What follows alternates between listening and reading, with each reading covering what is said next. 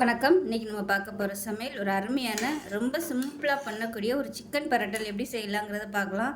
இது இட்லி, தோசை, சப்பாத்திக்கெலாம் தொட்டு சாப்பிட சூப்பராக இருக்கும். சாதத்துலேயும் போட்டு பரட்டி சாப்பிட்லாம். ஸோ வாங்க அந்த அருமையான சிக்கன் பரட்டல் எப்படி செய்யலாங்கிறத பார்க்கலாம். இப்போ ஒரு குக்கர் எடுத்துக்கலாம். நான் வந்து குக்கர் எடுத்திருக்கேன். நீங்கள் கடாய் யூஸ் பண்ணுறதுனால யூஸ் பண்ணிக்கோங்க.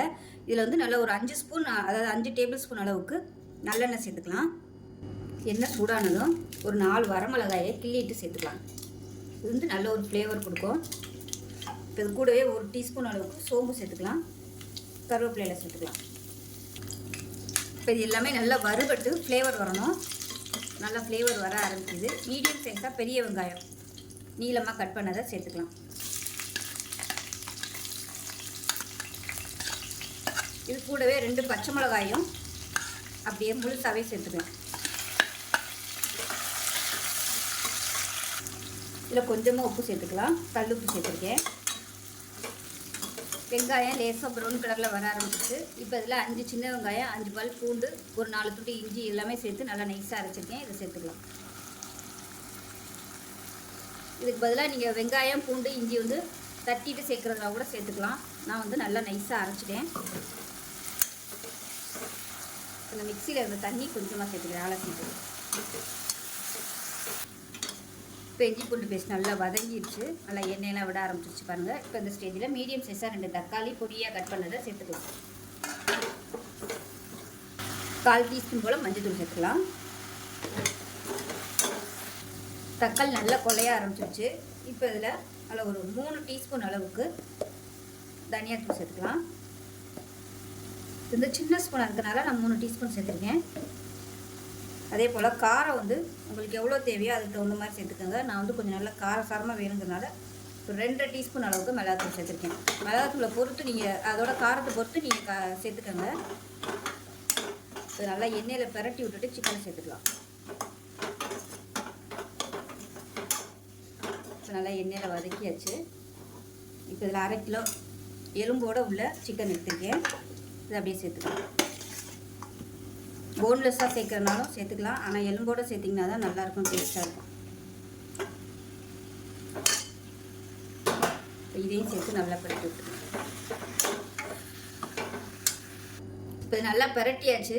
இப்போ இது இப்படியே இருக்கட்டும், தண்ணி விட்டு வரட்டும். இப்படியே மூடி வச்சிடலாம். நான் விசில் போடல, சும்மா தான் மூடி வச்சுருக்கேன். இப்போ எப்படி இருக்குன்னு பார்க்கலாம்.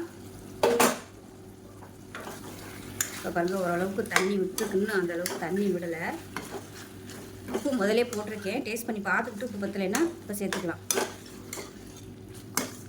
நல்லா பரட்டி விட்டுட்டு மறுபடியும் மூடி விட்டுடலாம்.